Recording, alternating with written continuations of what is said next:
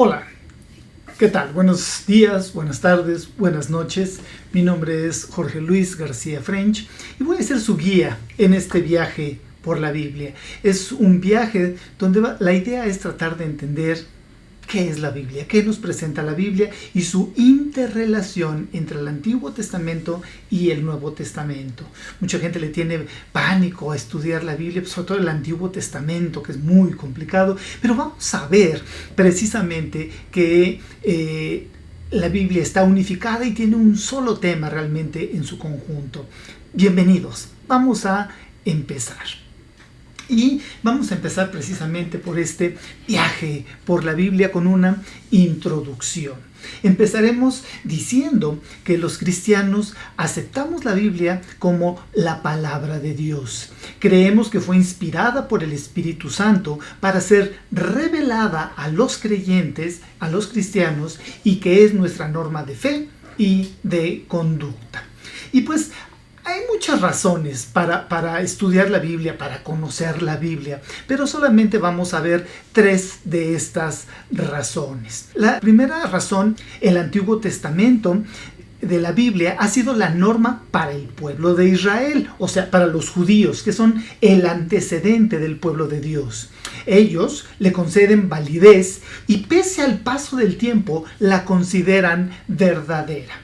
Cabe mencionar que un trabajo muy importante en el pueblo de Israel eran los escribas. Recordemos que en la época antigua se escribía sobre rollos curtidos o trabajados de pieles de animales y luego en papel de ciertas características pues bastante rústicas, los cuales con el uso se deterioraban. De ahí que el trabajo de los escribas era transcribir fielmente las palabras de la Torá y luego de los profetas. Entonces, los sofrim, o sabios escribas, no podían escribir de memoria.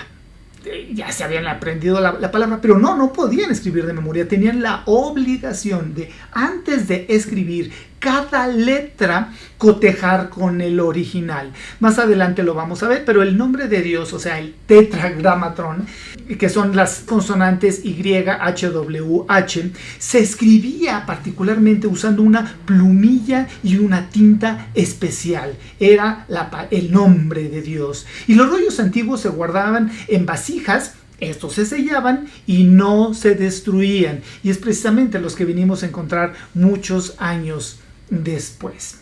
Veremos algunos versículos del Antiguo Testamento y del Nuevo Testamento que hablan sobre la misma Biblia. El Espíritu del Señor ha hablado por mí, ha usado mi lengua para comunicar su palabra. Esto lo escribió Samuel en el segundo libro. Más adelante, otro profeta, Miqueas, dijo: en cambio, yo estoy lleno del poder del Espíritu del Señor, estoy lleno de justicia y de fuerza para denunciar la rebelión de Jacob y el pecado de Israel. Y Jesús mismo en el Nuevo Testamento dice: luego les dijo, lo que ha pasado conmigo es lo mismo que les anuncié cuando aún estaba con ustedes, que era necesario que se cumpliera todo lo que está escrito acerca de mí en la ley de Moisés, en los profetas y en los salmos. Y más adelante, ahí mismo en Lucas, continúa: entonces les abrió el entendimiento para que pudieran comprender las escrituras. Aquí estamos hablando de Jesús, quien hizo esto. Entonces, han habido muchos eruditos a lo largo del tiempo que restan valor a la Biblia, pero es precisamente en este último versículo donde tenemos la clave para entender la palabra de Dios. Se requiere aceptar, se requiere creer que la Biblia es la palabra de Dios, para que el Espíritu Santo abra nuestro entendimiento, nuestra mente, y podamos encontrar el gran tesoro de vida que Dios tiene para los que le buscan. Entonces, los cristianos aceptamos la Biblia como norma de fe y conducta, porque fue norma para el mismo Jesús mientras estuvo en la tierra. Así los testifican los evangelios, que Jesús aceptó la palabra que hasta entonces había sido revelada. El Antiguo Testamento. Esto lo acabamos de leer en Lucas 24:44. Pero sigamos. ¿Recuerdan cuando Jesús tenía 12 años, cuando era pequeño, y lo llevaron al templo y que no regresa con sus padres? Qué interesante. En ese momento Jesús les respondió a sus papás: ¿y por qué me buscan? ¿Acaso no sabían que es necesario que me ocupe de los negocios de mi Padre? Y en Juan 17:8 dice: yo les he dado las palabras que me diste, y ellos las recibieron y han comprendido en verdad que salí de ti, y han creído que tú me enviaste. La Iglesia cristiana, a través de los siglos, principalmente después del siglo XVI, ha aceptado la Biblia como la palabra de Dios. Con el paso de los años, se ha encontrado evidencia arqueológica. Hace rato brevemente mencioné los rollos del Mar Muerto, que ratifican que la Biblia que actualmente tenemos no ha sufrido cambios pese al paso del tiempo. Uno de los grandes saltos cuánticos de la humanidad fue la imprenta de Gutenberg. ¿Cuál fue el primer libro impreso? Precisamente la Biblia. La Biblia como libro ha sido acatada y han hecho muchos intentos inútiles de destruirla, de eliminarla, de prohibirla en diferentes países. Sin embargo, el día de hoy es el libro más publicado y más vendido del mundo, y estamos hablando de agosto de 2019. En esta fecha había 3.900 millones de copias en todo el mundo y se ha traducido a 2.500 idiomas o lenguas en todo el mundo. No pude conseguir el dato a este año 2021, pero wow, increíble, 3.900 millones de copias, es un montón. Un versículo clave en la Biblia es este: estos, o sea, las personas que eran más nobles que los de Tesalónica, pues recibieron la palabra con mucha atención y todos los días examinaban las escrituras para ver si era cierto lo que se les anunciaba. Estaban hablando específicamente sobre los de Berea. Amigos, el maestro, el pastor o incluso si un ángel de luz se les aparece, les puede decir muchas cosas bonitas y que nos suenen bien y que nos suenen lógicas. Por ejemplo, lo que hemos escuchado muchas veces: ayúdate que yo te ayudaré. Lo cual, por cierto, no está en la Biblia. Pero si las palabras que nos dicen no están basadas en la Biblia, si son textos arbitrarios usados sin o fuera del contexto, las debemos desechar inmediatamente. Entonces, ojo, aquí Pablo se está refiriendo a las personas de Berea. Entonces, recibieron la palabra con atención y todos los días examinaban las escrituras para ver si era cierto. Los invito a hacer esto, sin importar lo que yo diga, sin importar lo que su pastor le diga, sin importar lo que cualquier persona diga sobre la Biblia, sobre Dios. Si no está en la Biblia, tengan dudas sobre lo que les están diciendo. Tenemos que verificar lo que oímos y hay varias razones para hacer esto.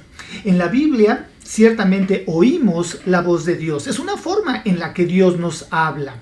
Dios usa un lenguaje paterno de amor para hablarnos por medio de la Biblia. El mensaje de Dios por medio del Espíritu Santo es completamente personal, es para ti y nos va a redarguir de pecado. Esto es, el Espíritu Santo usa los pasajes escritos en la Biblia, pero al momento de estarlo leyendo nos revela cosas directamente a nuestro espíritu y entendemos cuán grande es el amor que Dios tiene por el hombre. 4.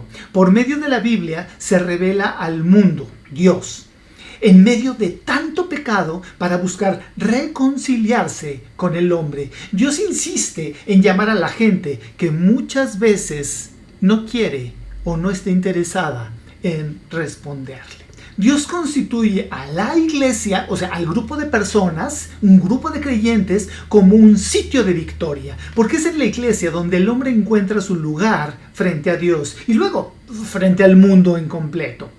Dios nos muestra su poder en la Biblia y es precisamente como podemos llegar a conocerle personalmente por medio de leer las historias que allí se nos narran. Es Dios, por medio de la Biblia, quien nos muestra el camino. La Biblia dice: lámpara es a mis pies tu palabra y lumbrera mi camino. Y finalmente, en la Biblia conocemos las intenciones del corazón de Dios para nuestras vidas, que básicamente es reconciliar al hombre con Dios. Esto es impresionante. Con base en todo lo anterior, la palabra de Dios es la única autoridad verdadera. Los cristianos creemos que el mensaje de la Biblia es el mensaje de Jesucristo, aquel que dijo: yo soy el camino, la verdad y la vida. Nadie viene al Padre si no es por mí. ¡Wow! Jesucristo estaba hablando de sí mismo y nos estaba mostrando la verdad, nos está mostrando el camino. La única forma de llegar al Padre, a diferencia de lo que muchos dicen que todos los caminos llevan a Dios, no es cierto. La única forma de llegar al Padre es a través de Jesucristo. La prueba concluyente del amor divino se encuentra en el hecho de que Dios se reveló al hombre, y esta revelación quedó registrada en la Biblia. En 2 de Timoteo encontramos: toda la escritura, o sea, toda la Biblia es inspirada por Dios y es útil para enseñar, para redarguir, para corregir, para instruir en justicia. ¿Con qué propósito? A fin de que el hombre de Dios sea perfecto y enteramente preparado para toda buena obra. La Biblia es una biblioteca. Está conformada por 66 libros, los cuales fueron escritos por unos 40 autores a través de 1600 años. Y toda la Biblia solamente maneja un tema que la unifica por todas partes. Y ese tema es la redención del hombre. Entonces, la Biblia realmente no es una historia de la humanidad. Vamos, ni siquiera es la historia total del pueblo de Israel. Habla mucho de Israel, pero no es su historia total. Es la historia de los elementos o de los acontecimientos que se requirieron para lograr la redención del hombre. Ese es el propósito de la Biblia.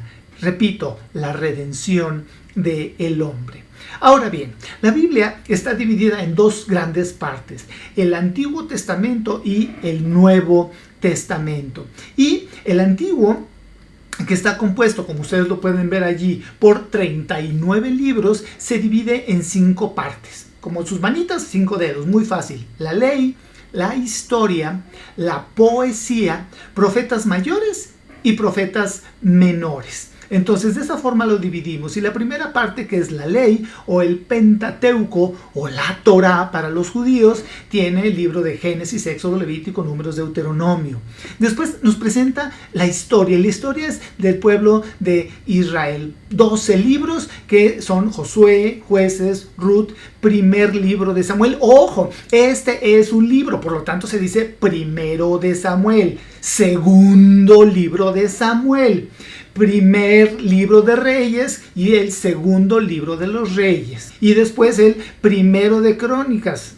Seré reiterativo: primer libro de Crónicas, segundo libro de Crónicas, Esdras, Nehemías, Esther, que es el regreso. Y después también nos presenta poesía, 5 libros poéticos: Job, que es un libro complicadito; Salmos, que todo el mundo creo que lo hemos leído, es muy bello; Proverbios, Eclesiastés, Cantares.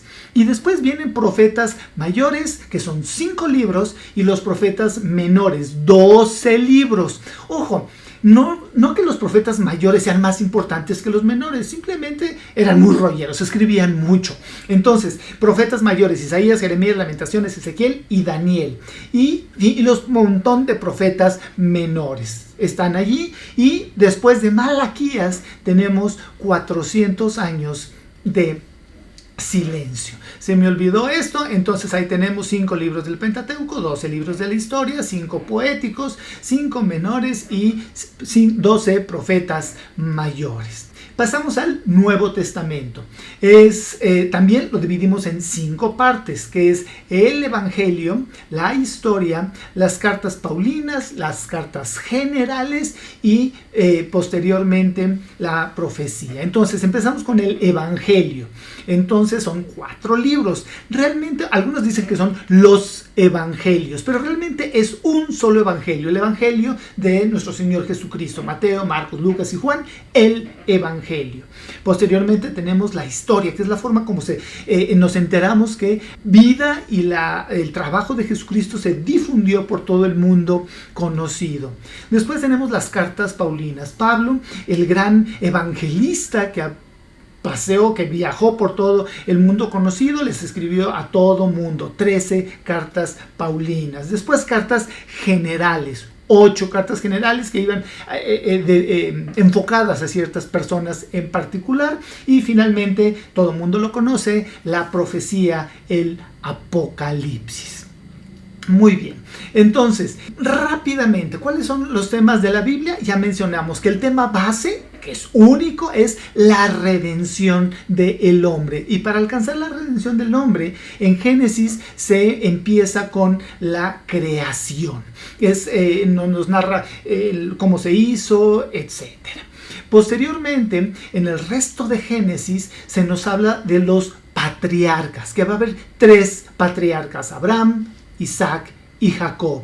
Y vamos a ver cómo una familia de israelitas llegó a Egipto y se forma una nación. Y ahí pasan 400 años en Egipto. En el libro de Éxodo se nos narra cómo sale esta nación, casi 2 millones de personas, de la esclavitud por medio de líderes como Moisés, y cómo vagan por el desierto durante 40 años. Y posteriormente encontramos el libro de Josué, se nos narra la vida de este otro líder y se nos presenta la conquista de la tierra prometida. Una vez que se mueren los líderes, siguen los jueces, con subidas y bajadas. Un montón de jueces que son los que gobiernan al pueblo de Israel por 348 años, hasta que finalmente el pueblo pide un rey, que sean como los pueblos de al lado. Y entonces en primer libro de Samuel se nos narra sobre el reino que estuvo conformado por 3 reyes, el reino unificado por Saúl, por David y por Salomón. Uno de los más conocidos, una época de esplendor. Finalmente, a la muerte de Salomón, el reino se divide y surge Israel, que es el reino del norte, y surge Judá, que es el reino del sur. Y después de un montón de pleitos constantes entre Israel y Judá, el reino del norte lo llevan al cautiverio, y luego de algunos años al reino del sur, también por pecar. El pueblo de Israel pasa 70 años en cautiverio, allá en Babilonia. Luego se presenta la restauración de Jerusalén en el libro de Esdras, y por mucho tiempo los profetas han estado hablando en contra de los pecados de Israel, ojo, particularmente de la idolatría, pero también anuncian que vendrá un Mesías que va a llegar en algún momento. Entonces, y después de esto vienen 400 años de silencio hasta que finalmente aparece el Mesías, y eso aparece en el Nuevo Testamento. Se nos presenta el Evangelio. Como ya mencioné, 4 libros, un solo Evangelio. Encontramos la vida, el ministerio de Jesús, así como su muerte expiatoria por nosotros durante 33 años. Y posteriormente encontramos la impresionante expansión del Evangelio por 70 años, tanto entre los judíos primeramente como hacia los gentiles después, y hasta lo último de la tierra, incluyendo México. En esta expansión veremos las comunicaciones entre Pablo y otros varios siervos del Señor con las iglesias originales, entendiéndolas como con los creyentes de esa época, pero que también aplican a la actualidad. Entonces, algunas citas bíblicas que hablan sobre la misma Biblia. Y entonces, y aquí es importante, y yo insisto, todo lo que nos digan, todo lo que veamos, tenemos que cotejarlo con la Biblia, a ver si es cierto. Veamos en cuanto a la inspiración de Dios. Y dice, Toda la escritura es inspirada por Dios, útil para enseñar, para redarguir, para corregir, para instruir en justicia, a fin que el hombre de Dios sea perfecto, enteramente preparado para toda buena obra. Ya lo habíamos leído hace un ratito. La Biblia debe de ser atesorada.